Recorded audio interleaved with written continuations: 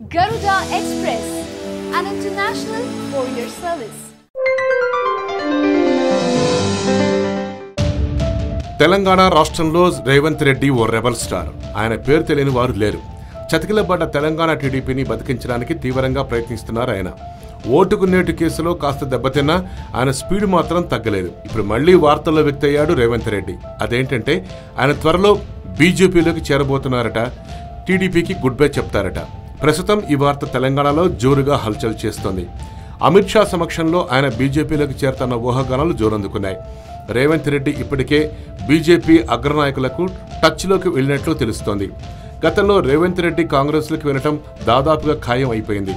అయితే దేశవ్యాప్తంగా కాంగ్రెస్ పార్టీ చతికిలపట్టం, ఇటు తెలంగాణ రాష్ట్రంలో రాబోయే ఎన్నికల్లో మళ్లీ టీఆర్ఎస్ అధికారంలోకి వస్తున్న సర్వేలతో రేవంత్ బీజేపీలోకి వెళ్లాలన్న నిర్ణయం తీసుకున్నారని టాక్. మరి కాషాయ కండువాతో రేవంత్ రెడ్డి బీజేపీలోకి వెళితే ఇక దాదాపుగా తెలంగాణలో టీడీపీ పని క్లోజ్ అయినట్లే. హాయ్ యోయో వ్యూవర్స్, సబ్స్క్రైబ్ చేసేటప్పుడు అక్కడ ఉండే గంట సింబల్ను ప్రెస్ చేయడం మర్చిపోవద్దు.